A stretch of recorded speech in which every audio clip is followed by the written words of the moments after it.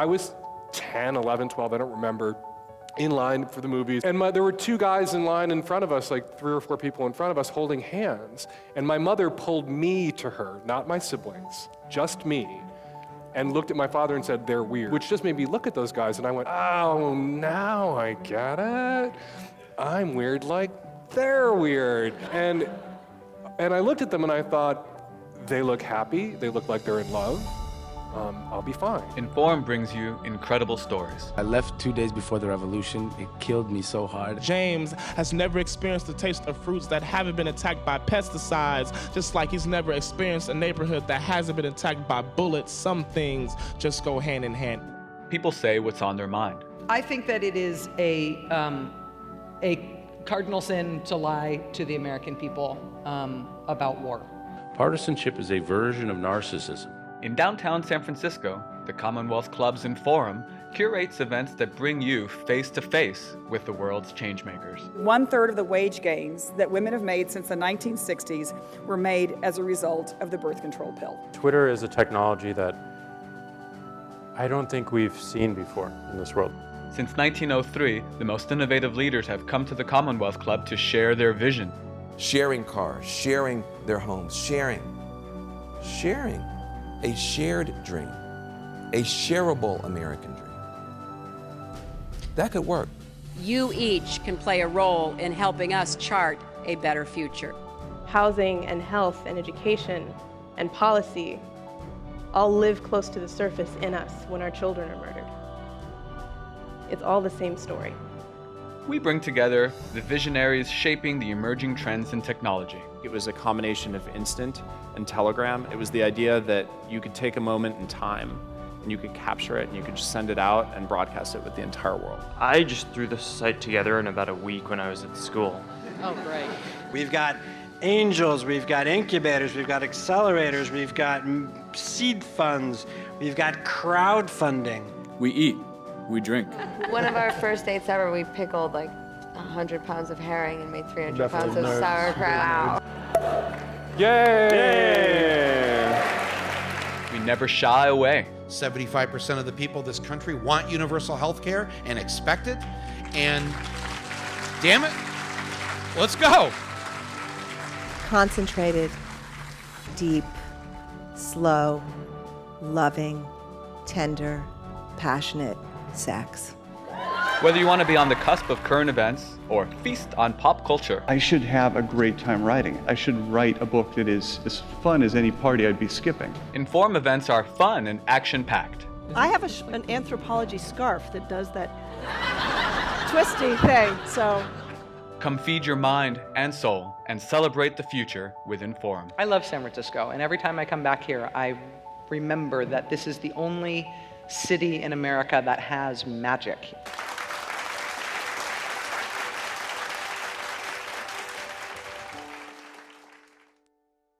Hi everyone, I'm Crystal Contreras and I'm the Director of Inform at the Commonwealth Club. Welcome to today's program, Women in the Workplace 2020, in partnership with McKinsey & Company. Joining this conversation is Alexis Krivkovich, a senior partner at McKinsey and co-author of the Women in the Workplace report, Bari Williams, head of legal at Human Interest, and Joyce Chang, chair of global research for JP Morgan. Moderating this conversation is Forbes reporter Ruth Umo. If you'd like to ask any of our speakers a question during this program, you can do so in the chat section of the live stream that you're currently watching. The Commonwealth Club has temporarily suspended in-person events, but we are dedicated to keeping you informed during this pandemic. We're going full speed ahead with a full slate of live online programming. Most of these conversations are currently free to the public, so we do ask that you consider donating to the club to help us continue our work. You can visit us at commonwealthclub.org/online to learn more about our programming, and you can also text the word donate to 415-329-4231 live during this program. Now, please join me in welcoming today's panel to Inform. Thank you, Crystal. Good evening, everyone. Welcome to today's virtual program with Inform at the Commonwealth Club. I'm Ruth Umo, reporter at Forbes, and it's a pleasure to be in conversation with a panel of experts this evening in honor of McKinsey & Company's Women in the Workplace report. This is the third annual exploration of the results at Inforum. As a quick refresher for our radio audience, joining us virtually this year is Joyce Chang, a managing director at JP Morgan, Alexis Krikovich, a senior partner at McKinsey and co-author of the report, and last but certainly not least, Barry Williams, head of legal at Human Interest. As you can imagine, we have much to cover in this year's report, including COVID-19's impact on the modern workplace and what these massive shifts mean for women, people of color, and other marginalized groups. Again, if you'd like to ask us a question during this program, you can submit it in the comment or chat section of the live stream you're watching. We'll try to get through as many as we can toward the end of the program.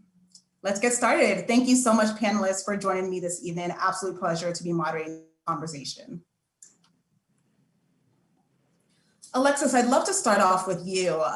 First, as one of the leads on this white paper, I must ask, what was it like to author this year's report in light of all the complexity and the ongoing pandemic?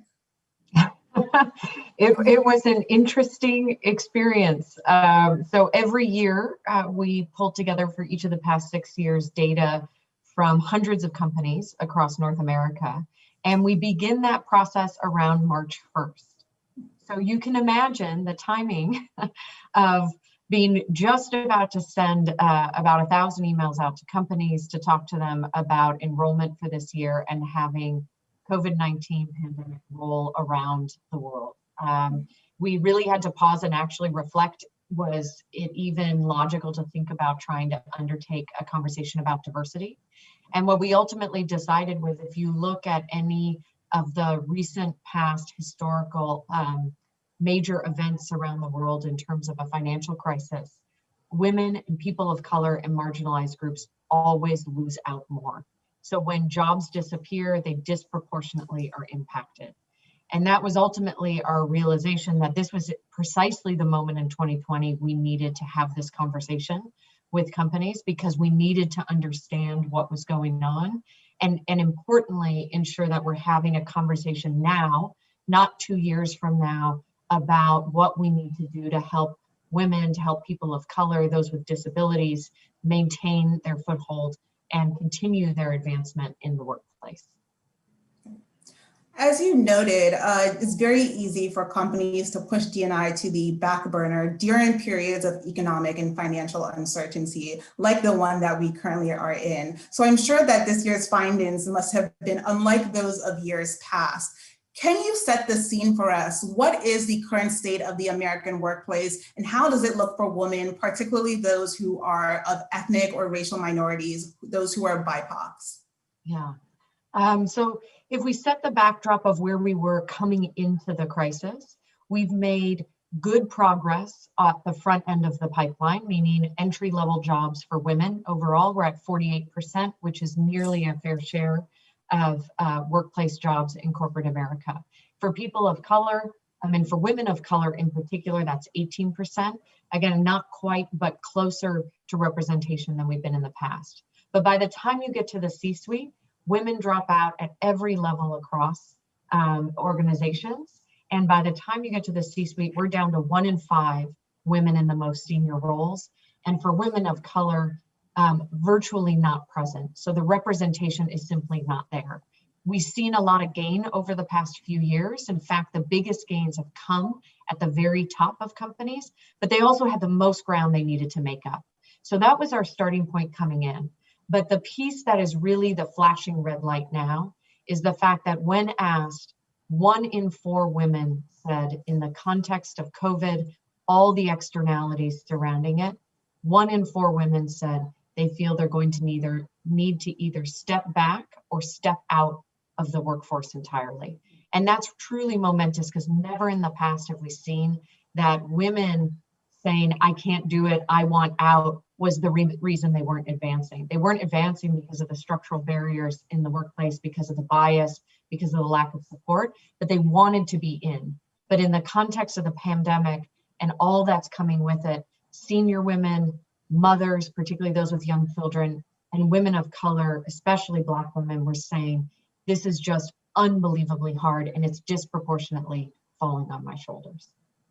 I would I completely agree with that. But also something else that I would note is that there have been 2 studies that Fortune has done back to back in different years where Black women want to succeed and they want to be in the C-suite, but they are not getting the opportunity to do so. So for me, it's more being cognizant of the idea of what do we need to do to support them in order to get there, and what does that look like? Because the burden of caretaking, and it's not, I will say just even what I have seen in my own anecdotal life is like, it's not just caretaking for kids, it's caretaking for elderly parents, it's caretaking for other people. And I don't think that that is unique to me or my family. But when you have to do that, what does that look like in terms of, okay, now I have to drop out of the workforce, or now I have to figure out how does that look in terms of scheduling my day? Like, do I do it from 9 to 3, or, you know, and some people are just not amenable to that. Some employers are not okay with it. They don't want it. And I think that's a larger point in terms of like, just talking about what does caretaking look like, particularly for people who that burden falls on. And that's not always women. Sometimes it's men too. But what does that look like? And how do we restructure work to be amenable to that? Like, I don't think that this should be something that people have to deal with day in and day out. And you're not giving them the time or the coverage to deal with it. We will certainly dig into the burden, the caregiving burden that disproportionately falls to women, especially women of color, and more importantly, these systemic barriers that seem to be keeping them out of the workplace, especially in leadership positions. But I do think that this is a perfect segue into my next question. Still looking at this report, Alexis, we know that around March, there was an influx of states that mandated lockdowns. We all went into quarantine, and that prompted remote work. How is this work from home model that many companies have been forced to adopt, how is that hurting the advancements of women, if at all? Well, it's really a crossroads, right? Because the positive opportunity that sits here for companies and for knowledge workers in particular, right? Because let's acknowledge there are a whole set of people who can't do their jobs without showing up in person. But for those who have the potential to do so, the positive here is that remote work, while this forced experiment came in the worst way in the form of a pandemic, has worked in a manner that companies never thought was possible. I mean, over 70% of employees pre-COVID said they had to be in the office 5 days a week. Now over 70% say they're working entirely from home. And when you ask companies, do you think you could sustain some version of this flexibility in the future? 93% say absolutely. We're not going back. We're going to something different. It won't be entirely remote in most cases, but it won't look like it did before. And that's a really big deal because the number one thing women said historically would help was flexibility. But the problem is exactly what Bari was describing, which is this is not happening in a vacuum. It's happening with all these externalities. And one of the biggest externalities is that people are taking on a huge amount of additional responsibilities. For many people, parents, that's childcare. For many, it's, as Bari said, elder care. It's, taking care of wiping down their groceries, figuring out remote schooling, playing a lot more roles than they did in the past. And for women, this is particularly challenging because women describe shouldering a lot more of that responsibility. There are plenty of men who do as well, but women disproportionately do. And in fact, just to give one example, mothers describe spending 3 additional hours a day on that long list of other responsibilities that we were talking about. 3 hours a day, 20 hours a week, that's like another half-time job. And we're not doing this in an equal way. So it's now become this sort of double shift that women are holding that makes it hard then to show up in all the ways that you'd want to in the workplace environment and puts extra pressure on the expectation that you can maintain everything you did before, keep an even footing, And by the way, if you're in an environment that structurally already was disadvantaging you, and we'll, I'm sure, talk more about that going forward, then you feel even more like the cards are stacked against you when you really do, to Bari's point, you really do want to be all in.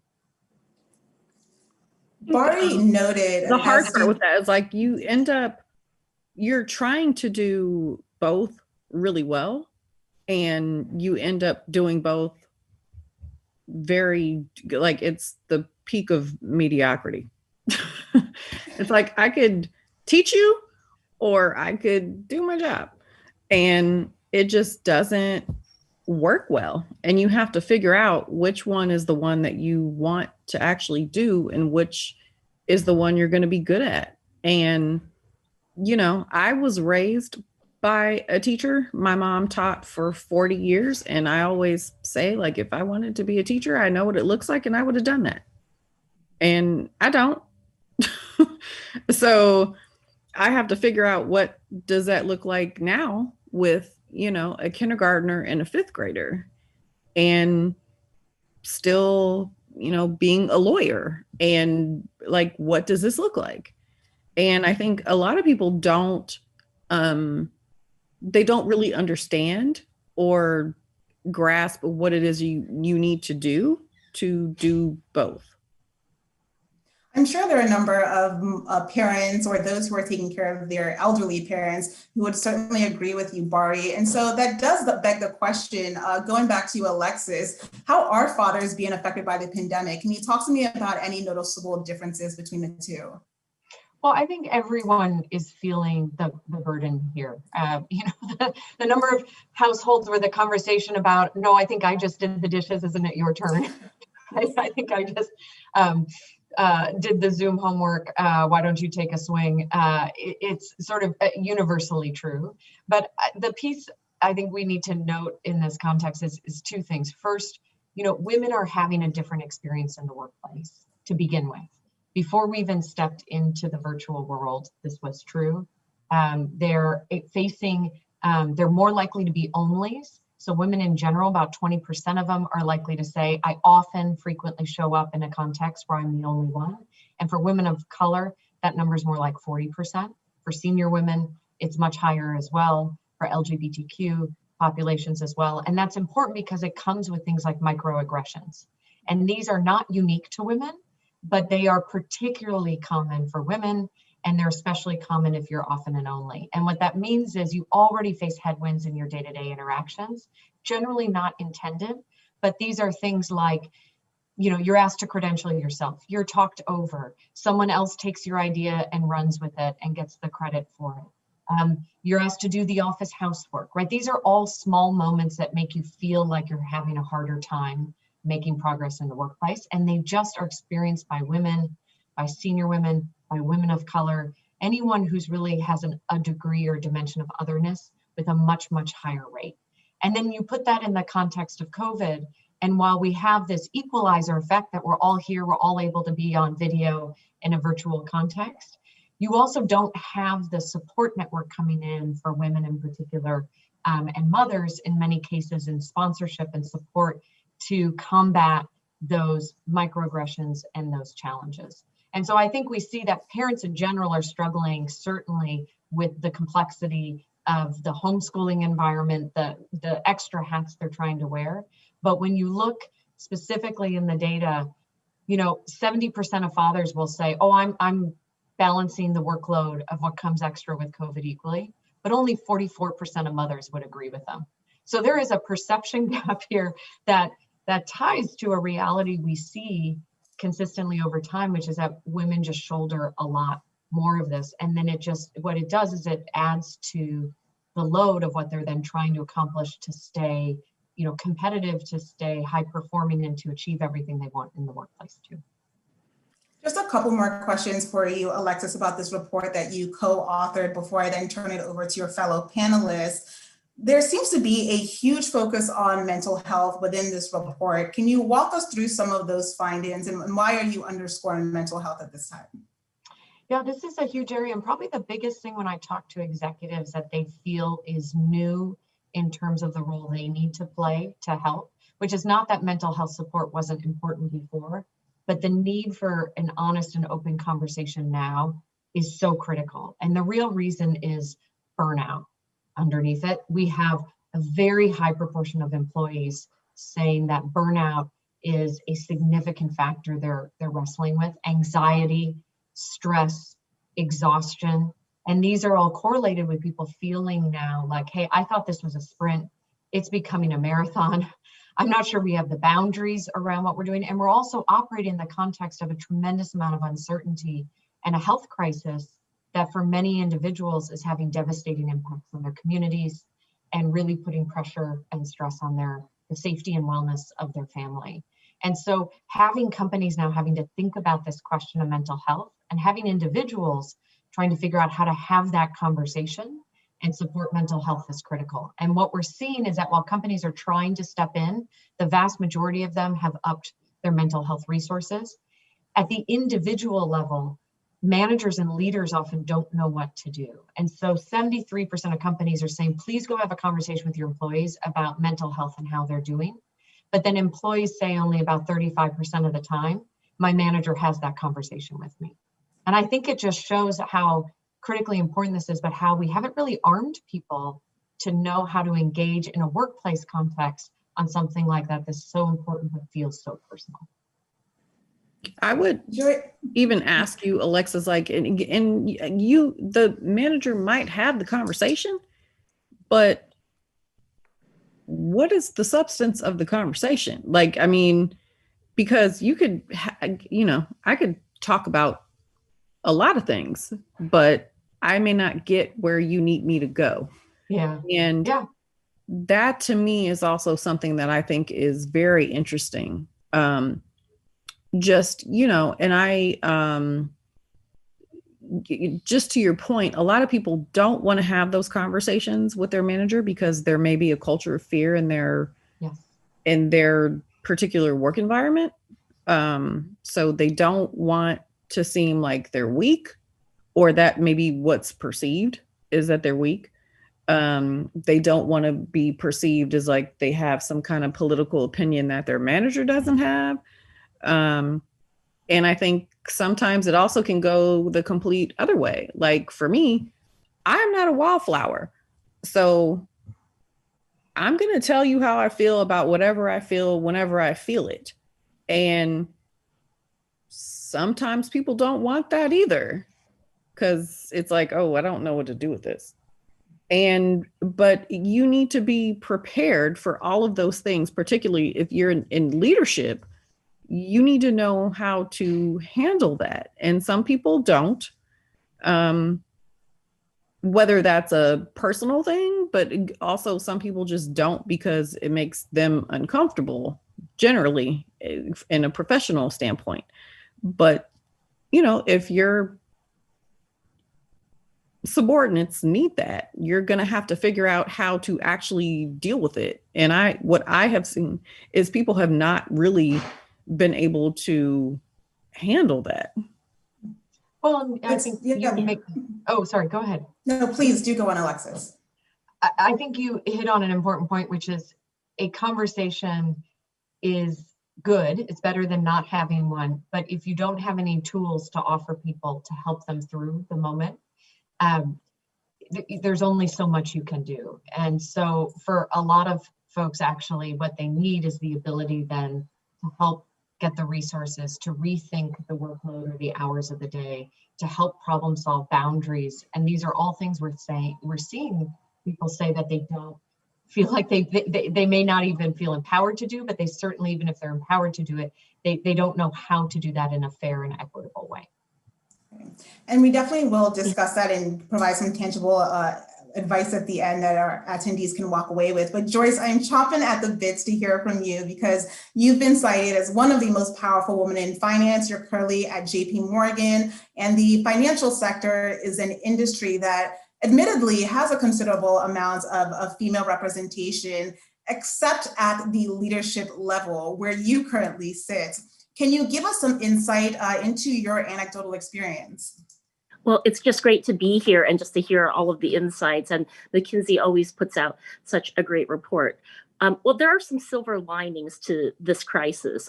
The real conversations are starting to happen because they have to happen right now. And I do think that, the positive thing is that if you have a job, and financial services has a lot of this where digital technologies can be employed, I don't think you're going to go back to the old working model. You're going to have some hybrid combination of organizing work from home and work from office post-pandemic. And businesses have had to make provisions for women and for all of their employees because of the pandemic. So that's one positive thing. And the conversations are starting to happen. If you were afraid to have them, you're almost being forced to have them right now because the childcare situation is one that is just forcing that to happen as the schools, just have not been able to stay reopened in many cases. But I think that, in the financial services, they're doing a much better job at recruiting at the junior level. So you see it start 50-50, but then it turns more into a pyramid.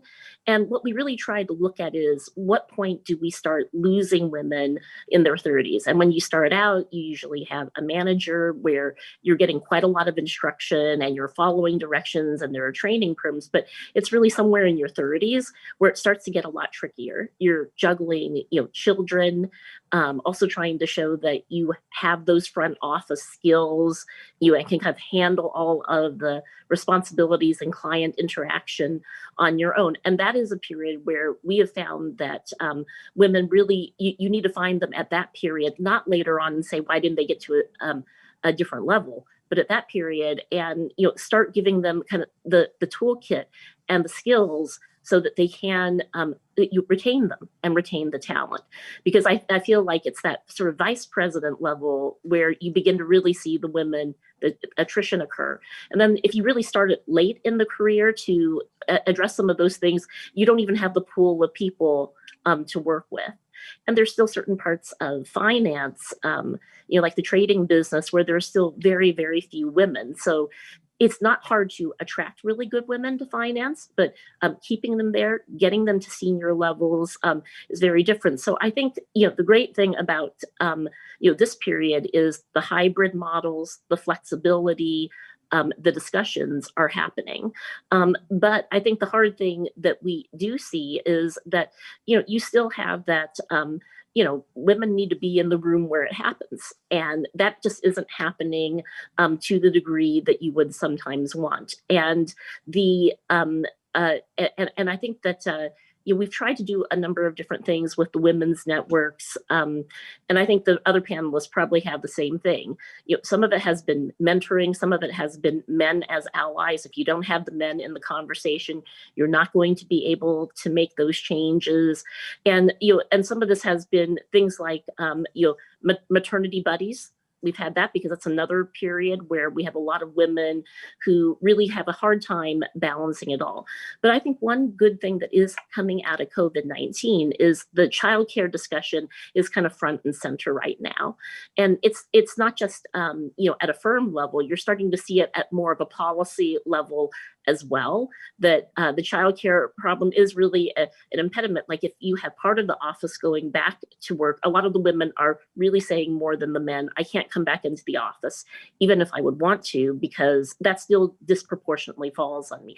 And it is starting a conversation where we are looking at what other countries are doing. And, the US is one of the few advanced economies that really doesn't have good policies on this.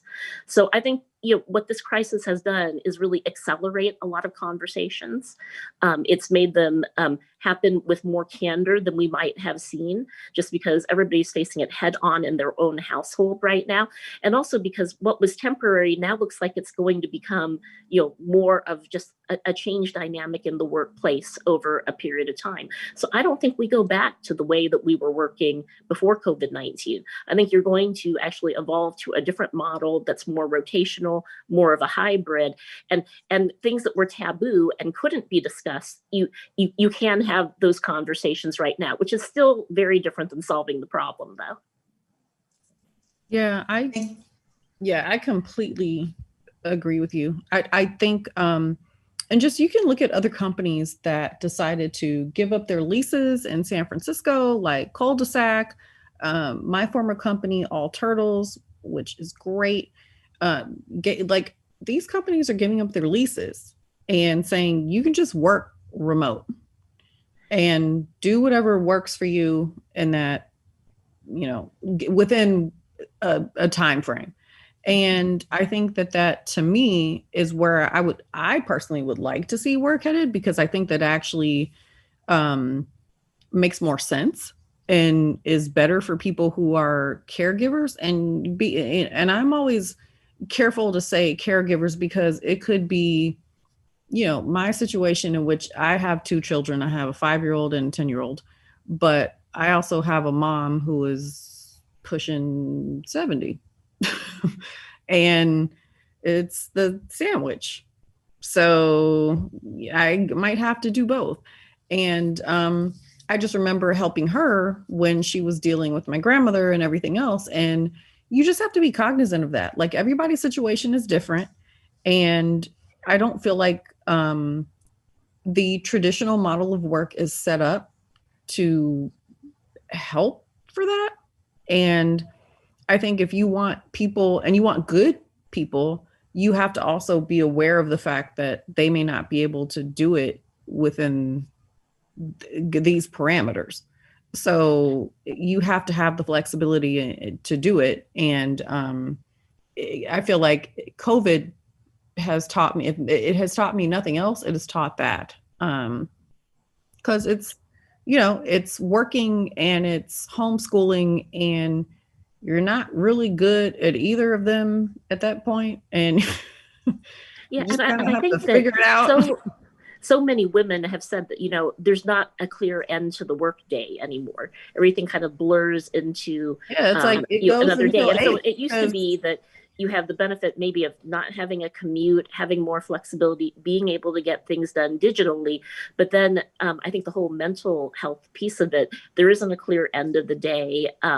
And also your peers and your partners sometimes feel like they can kind of call you anytime, whereas it would have been in more of a defined period of time. So I think everybody's getting, adjusted to just how do you put boundaries in place at a point where everything is happening, sort of work from home and your children are at home. And sometimes if you've got a working spouse or partner, they're also at home as well. So the boundaries are all just getting very blurred. Bari, I do want to hear from you because you brought up the fact that, women who are intersectional have different experiences. We all witnessed the civil unrest that gripped the nation back in June. So I want to touch on some key stats that I saw in the report, and I'd love for you to weigh in, Bari. According to the report, 42% of Black women said that they feel uncomfortable sharing their thoughts about racial inequity with others at work. That's in comparison with 19% of all women surveyed and a mere 14% of all men surveyed. Bari, what do you think companies can do to make employees, especially BIPOC women, feel safe about discussing racial inequity? So the first thing I would say is you have to be you have to be genuine in your concern for the topic, because people know if it's fake or you're doing it to have a look or to seem you're doing something a certain way. And people won't do it if they feel like you're not actually genuine and honest about it. So that is the first thing I would say. And I feel like leadership with some of those things comes from the top down. But if you have a leadership team and let's say it's 10 people, but only 4 of them really are for it, and the other 6 are like, yeah, I'd really rather not talk about it, there's nothing you can do at that point. It's just, if that were the case in my situation, I would just make myself available and talk to people who want to talk to me about it. But I also am very clear, and I have said this literally everywhere I have been and worked, and I will continue to say this everywhere I work. I am willing to die on that hill. And because to me, it's personal. But also I feel like if you are not taking care of your employees from a strategic standpoint in terms of mental and emotional health, they're not going to do the work because they're not there. Like, they're just not available. And so I will die on that hill. One, because, and most importantly, because it's personal. But two, it's because you're not going to get what you want out of them if you're not actually taking care of this or thinking about it. And, you know, for some people, you have the luxury to not think about it. And that's fine. That is your lived experience, and I respect that, and that's okay. But it's not mine. And so I am not going to leave Black and brown people out on this ledge when they're saying that this is an issue. Like, it's just never something I would do, like, ever. Absolutely. Well, Joyce, this discussion of gender inequity certainly isn't new. You are a data-driven analyst. The financial sector, the tech sector are all driven by numerical figures and stats.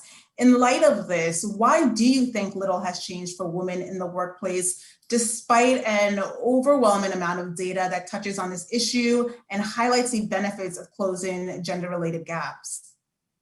Well, I think there's a lot of discussion, there's a lot of guidelines, but there hasn't been as much progress on saying, here are the measurable actions and commitments that you need to take.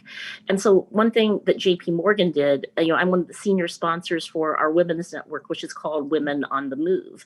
But this was something that actually came from Jamie Dimon himself. He said, I really want to move the needle on this. So the goals completely changed. It changed from being more of this internal women's network to saying, we have 3 goals. We want to lend $10 billion to women-owned businesses over 3 years. And last year, JP Morgan did like $3.75 billion. We want to advance financial literacy. So I've been on the board of a group called Girls Inc., which really deals with girls who are 6 to 18 years old, and we put in a whole financial literacy program for them. And then the third point is we want to help the JP Morgan women advance their careers. But it was actually putting numbers to a lot of these goals that made a difference. And very similarly for all underserved communities, like just a few weeks ago, JP Morgan announced, we have a $30 billion commitment that we're going to make, really focused on affordable housing for underserved Black and Latinx communities. But until you actually had numbers, targets, and dates put to it, a lot of it was conversations. And you didn't have actionable steps tied to it. So some of the steps that have been taken, like saying you need this many women in your board of directors in California leading, that discussion has really changed the metrics. And when you look at why European women are further ahead, it's because it's really been mandated into the policies. So there is a need to actually, come out with commitments and actions and targets, and to have senior management get behind it, because you can have great intentions and you can have a lot of mentoring happen without having as much change until you actually see those types of action steps that are being taken. And I do think the good news is that there's more women, people of color who are more vocal now about what needs to change in corporate culture because of COVID-19 than we've seen in the past. But it was really tying it to some of these, numeric targets that made a difference, because, you could present all of the data. So I think it's a combination of identifying at what point do you start to lose women and that diversity, even though you've attracted the talent there. And then it's also saying, what are we doing to actually put out measurable targets where people are really being called out on it? We've underperformed something, in a business that's so used to being based on numbers, if we haven't hit this certain metric. And that's all pretty new. I mean, I've been working on Wall Street for 32 years, but a lot of these things where we really said, look, here's the target, only within the last couple of years. And, and I'm seeing that across sort of not just, women's groups, but just on the whole diversity and inclusion agenda overall. It is that when you actually say, we're going to hire this many people, we're going to go out to a much more diverse set of schools that we don't traditionally recruit at. The target is that it has to be 50-50, and we're going to report out who isn't 50-50. But it is not just talking about the data and why we haven't met, why it isn't even. It's basically saying, here are the targets that you need to have, and here's a time frame where we expect you to show measurable progress.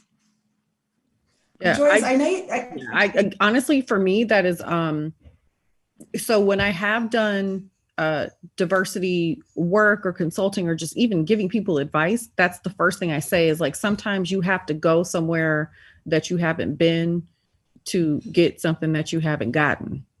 And honestly, that's literally something that my grandmother used to tell me. It was like, to get something you haven't had, you have to do something you haven't done. And that means, okay, you say you want Black engineers. How come you haven't been to North Carolina A&T? Why have you not been to Alabama A&T? Like, everybody isn't at Stanford and Berkeley and everywhere else. You have to do that. So I really appreciate you saying that, Joyce, because it's, people have to step outside their comfort zone to find the talent. Like, talent is everywhere, but the access and opportunity is not. I think you hit the nail on the head, Barry. It's really about expanding your pool of qualified candidates and that overall talent pool. I do want to ask you both, Alexis and Joyce. I know you don't have a crystal ball to be able to see into the future, but theoretically speaking, based on the research that Alexis has shared, do you think COVID-19 will lead to a regression for women, particularly women in finance? Is there an opportunity here for women? Oh, we're doing market predictions now on the Yes. pipeline. Well, let me start and pass it then to you, Joyce. History would say we are at risk, that despite this isn't about women not wanting it, it's not about them being there and at the table, it's about them structurally facing headwinds, disproportionately being impacted outside the workplace in ways that compound the challenges they face inside the workplace.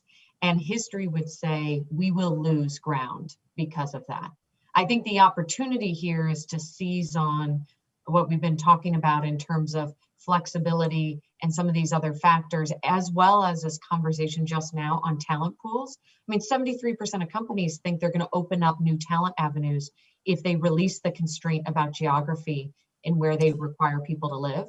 And that's really important for women because women are more likely to be in a dual career house. And so they are more likely to be trading not just one person's choices, but multiple people's choices about when to move for a job or switch gears or hop. And so I think there's a lot of potential there that we could actually, rather than lose ground, I mean, this is the crossroads. We could accelerate into this because we say, let's actually put some boundaries around this. Let's solve for all the factors, not just the ones traditionally we did, where we pretended the rest weren't happening, or that was somebody else's job to figure out, the household, and the other factors. And let's open up the gates of the talent pools in really broader ways. And maybe we could lean into this and come out the other side, not just by holding the ground, but maybe even gaining more. Yeah, and I think Alexis makes great points, but you need to lean into the technology, but there are so many fields that women are in where that's not a possibility in the services sector. So what I have seen with every crisis is it does tend to set back women and minorities. And a couple of things we've looked at women-owned businesses. Now they already start with 34% less capital than male-owned businesses. So then you have a crisis like this, with lockdowns, you're already starting with a deficit, and the access to capital is more difficult. And that's something that, compounds itself. Or you look at just that for every dollar that a white male earns, if you're Latinx or Black, it's about 70% to a white male. For women, you're also at a deficit to start with. So I think that the crisis ends up, being a setback, but it ends up being very bifurcated as well. So if you're in a field where you can lean into the technology and you're already a senior person, that's very different than if you're in this high growth period of your career where both the visibility makes a lot of difference and the connectivity, with your peers and managers, but you just don't have the same amount of options. So what we've really looked at is sort of just, the inequity piece of it. And I do think that there is, much more serious talk about this, and corporations are having to change because shareholders are demanding that.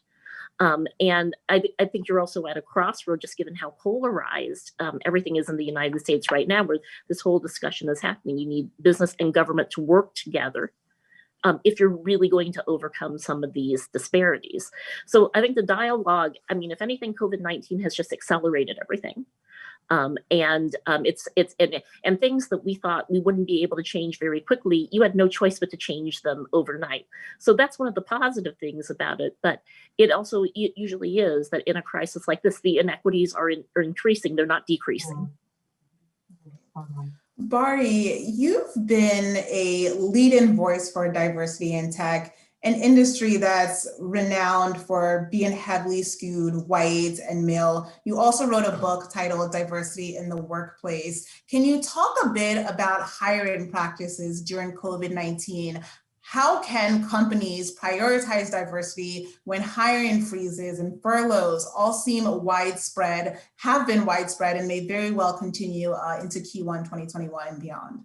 But you have to listen to your employees. And I think honestly, that's just been something that I have seen is a recurring theme that has been hard for companies is, and I don't want to be that person who stereotypes or says this particular group has it easier, but I will say straight, able-bodied, married white men have been coasting through this pandemic in terms of like childcare and everything else. Cause it's like, oh, well, my wife is doing this. And I'm like, well, what about the people who are the wives? Like we have to do all of this. And it's like, it's Ginger Rogers. She did everything that you were doing except danced backwards. So it's kind of feels like that, but I don't know how you make people relate to that, but it's the sense of you just need to listen to your employees. I know Joyce mentioned this before in terms of like commute. Like, yeah, people seem to think that you have more time now because you're not commuting. I actually feel I have less because it's a 5-year-old in kindergarten here and a 10-year-old in 5th grade. And I have to figure that out and also still do work. So that's actually not helpful. That's not more time. But people seem to think that you have it. And that just may be from their own perspective. And the people who have said this to me typically have been men who are married and have someone who's handling all the childcare and caretaking issues. But I think you just need to listen to your employees and figure out what it is that they actually need and figure out how to accommodate that. Because it's going to be different for everybody. I don't think my situation is necessarily, it might not be the same as Joyce's, may not be the same as Alexis's, may not be the same as somebody else that I work with. But you need to figure that out and see, what can you do to make me most productive and also accommodate the fact that my kids are home. So. Yeah, just a follow up with that, and Alexis and Joyce, please feel free to chime in here. I cover D&I at Forbes, and so I'm assuming that if you're a corporation at this time that does have furloughs or layoffs, now would be a great time to really partner and collaborate with your affinity groups, your ERGs, any outside networks that tailor, for example, networks for Black engineers and so on. Now would be the time to really drill in, to collaborate, and to put money and investment towards those diversity initiatives. And I'm sure you all, I don't want to be presumptuous, but I'm sure you all would agree. I do want to make sure that I get in at this question because I think it is critical, and it's directed toward you, Joyce. The McKinsey report touches on financial worry in the era of COVID, and it appears that women disproportionately listed financial insecurity as their top concern. Can you talk to us about the American financial landscape now and in the future? And the second part of that question, how do you think the economy will look in the coming years, and how will it affect Americans across lines of gender, race, class, and socioeconomic status? Well, the key thing I want to say is that you can't confuse a rebound with a recovery. So we had the most synchronized downturn ever. Every economy that we covered went down in the second quarter to collapse. And then you had a rebound in the third quarter, from a total collapse. And now here in the fourth quarter, you're in the very, very murky part of the recovery. And the word I would just use is incomplete. It's an incomplete recovery. Even at the end of 2021, we think you're going to be, 4 to 5% of GDP, percentage points below GDP of where you were pre-pandemic. And you've seen that also sort of the easy part of the job losses have been recovered. And now you're getting much more of a slowdown. And that's going to disproportionately hurt women more because it's hurting the services sector more. And a lot of these parts of the economy, like retail and the restaurants, they're not going to come back in the same way. So when we take a look at this, just to put it into perspective, we're looking at a fiscal deficit that is the largest fiscal deficit that we've had in 84 years. 16% of GDP, a massive increase in the debt burden, and GDP that's going to be 5% below where it was, and some jobs that are not going to come back. As we saw it. So this is going to hurt women more. And I think, we've tried to, look at ways where you can actually, how do you look at creating jobs in communities and that are, well-paying jobs. And that's a lot of what the programs that we've announced more recently at JP Morgan have been about. How do you actually, get out to parts of the community, and actually put in training skills that prepare them for the jobs of tomorrow, not the services sector, but into more of the high value added jobs. And how do you recruit from some of the, city colleges and community colleges? How can you get policies that move more towards grants rather than saddling students with student loans? So this is a much worse crisis than 2008. We used to look at 2008 and say that was the bellwether for, just sort of how the world has changed. But this crisis has much more, lasting damage that is going to linger. And I think that until you see an effective vaccine that's available for widespread use, which is probably not going to be well into 2021, you're going to continue to have the need for more fiscal stimulus. And every facility that is looked at as a temporary facility, it's going to have to become a more of a permanent facility. So I think, the whole thing is that, we'll recover and go back to where it was. This is just not going to happen, not just because industry itself is changing, but also because the, growth outlook, the amount of fiscal and debt burden that you're going to have going forward is also going to be a huge drain on future generations going forward. And you've now got interest rates that are, at an average of, for looking at, bond markets, 1%. So very different environment than we've had post-crisis, where everybody's been used to thinking, we can come out of this and go back to something that is, comparable to where we were before. You're at a much, much bigger deficit this time. I wish I'm we going had to more pause time here very because quickly because we do have audience questions and we're running out of time. My sincerest apologies. But Joyce, I do want you to keep your mic on because you brought up the fiscal stimulus. I have a question here from Lynn, who states that we've now seen the government step in with a stimulus plus leave during the pandemic, something most states haven't done with parental leave. What is the likelihood of parental leave being enacted post-pandemic? Well, we got to see the outcome of the election, but I do think you are going to see a much more serious discussion about childcare policy if it is a Biden administration. I mean, that's one thing that they have sort of put out, front and center, that when you compare the United States to other advanced economies, we're like the one country that doesn't have good policies set up in place about this. So I think, depending on the outcome of the election, that discussion will happen. But we also have, the prospect of it being a divided government. So that means that getting radical and transformative change through is also not that easy. So the fiscal stimulus, and they keep on having to do, the fourth package, another package, they need to do another stimulus package until there is widespread effective vaccine. There really just isn't much of a choice but to do that. And I think that, all of us, when we're trying to do the planning for return to work, first it was, it'll be the beginning of the year. Now everybody's more or less writing off this whole school year and saying that we hope by the next school year in September, we're going to be back to something where, women can start planning more around the child care issue.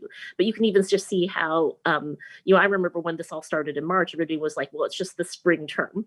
Then it became, will they open in the fall? Will it be fine by the new year? So it keeps on having to be sequenced out. So I don't know if you will have the parental leave addressed as quickly as you might want, but a lot of the policies I think will be discussed if it is a Biden administration. It will be what he's put in his platform, the minimum wage, raising it to $15, childcare policies, putting back some of the Obama policies on fair housing. There's a number of things where women are disproportionately affected, where they are on the agenda, if we do have a change.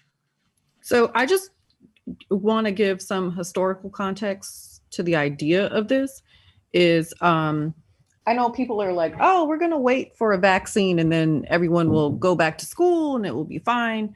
But particularly for the Black American community, we remember Henrietta Lacks, we remember the Tuskegee Airmen, and like some of this stuff, like it was trial and error and you did it on us. And so there are some people who are like, I don't want a vaccine because I don't know if this is actually going to work, or, how you came to that conclusion. So I even I'm not an anti-vaxxer, but I know that some people are, but I also know that some people are particularly for these reasons. And that needs to be addressed and figured out before people will say, yes, I'll do it. Yeah, absolutely. I mean, we've looked at these surveys and 50% of the population says they wouldn't take a vaccine. And some of the vaccines that are the most advanced right now in development, they require 2 doses. And a lot of people, if they get some symptoms after the first dose, won't go back for the second dose. And some of the vaccines also need to be transported in really cold temperatures, like negative 70 degrees Celsius, like 30 degrees colder than the North Pole. So how are you going to get this to Brazil and India? And I think, pandemics are a lot like climate change. I mean, if you can't administer this widespread and globally, how effective is it going to be?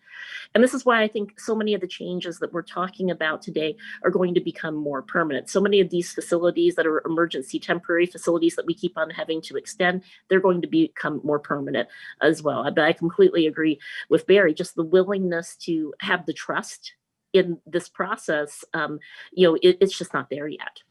Great. Alexis, Raquel would like to know, what does the data say about LGBTQ plus folks? How is COVID impacting career advancement for that group in particular? Yeah, it's a really important question. So what you see is any form of otherness in the workplace environment comes with an inherent penalty. And so if you are a woman, there is a degree of that, because while we make up 50% of the human population, we do not represent that in corporate America and in job leadership positions, certainly yet. That is also true for any form of intersectionality. So for women of color, it's more challenging. And for LGBTQ populations, it's another form of otherness that is often described then as being associated with many of the things we see actually for women of color and women of disability as well, which is this sense I'm often and only, I don't feel like I have the sponsorship or support I need to continue to advance. I face a lot more microaggressions. And in the context of COVID, what we see for these women in particular is that stress and anxiety, burnout, and just the concerns of the weight of their ability to remain supported in the workplace.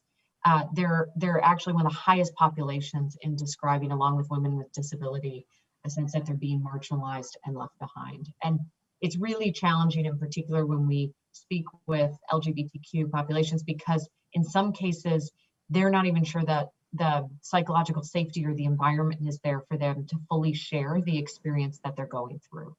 And so you have this situation where in some cases they're covering or not feeling like they're supported fully in this moment. And so this is one of the reasons why we kind of talked about this before, but not just communities of similar groups coming together, but the importance of a real muscle of allyship that is like legitimate and has actual actions behind it is so critical, because for many populations, particularly women with intersectionality, there are just not enough of them yet in leadership to fully take care of their own. And they will only get the support they need if we get allyship from everyone else. Very well said. Well, it is an Inforum tradition to ask all of our speakers the following question. What is your 60-second idea to change the world? I would love to hear from each of you, and maybe perhaps we can start with you, Bari. Oh, wow. Give me the hard question and tell me to go first. I know you're well qualified to answer. I know, like, and go. I think, there are certain things that really, really stick with me that my grandmother taught me, and she always says, expect what you accept. So what I would say is people need to make sure that in order to change the world, that you have your own personal boundaries and set those boundaries and enforce them. Because you have to expect what you accept. If you allow people to call you at 9 o'clock at night for a work question, that's what they're going to keep doing. So it seems very simple on its face, but you teach people how to treat you. Joyce? Well, I would just say, very simply, you can always hope for the best, but you need to prepare for the worst. And that is a key lesson from COVID-19. But maybe I would just add another one that's more aspirational, particularly since we're in this political period, just, a higher level of female representation in politics. So, you've had that actually it's been kind of a watershed moment for women in politics that happened at the midterm election. And now you look at sort of the key swing factor here. It's been women college educated voters. So you just hope that a lot of these policies will get addressed as you get this higher level of female representation in politics. And that's actually happened more quickly than change in a lot of different industries like finance. With just the number of women who came into the House, in the 2018 election, you see the role that women have played in voting as well. So, what's going to really change the world? A higher level of female representation in politics. And then you're going to get better policies. All right, I guess I close us out. I have to say, after our conversation about the COVID pandemic double shift, I really want the Cat in the Hats pickup machine that could crawl across my house and pick up all the crayons and all the dirty dishes and all the mess so that I could focus on getting the job done. I think we all would. And I think that is also a stellar place to end. Thank you so much to Alexis Krivkovich, Bari Williams, and Joyce Chang for joining us today at Inforum at the Commonwealth Club. We would like to remind our viewers and radio listeners that McKinsey & Company's Women in the Workplace 2020 report is available online at mckinsey.com. If you'd like to watch more virtual programs or support the Commonwealth Club's efforts in making virtual programming, please visit commonwealthclub.org/online. I'm Ruth Umo. Thank you so much and stay safe.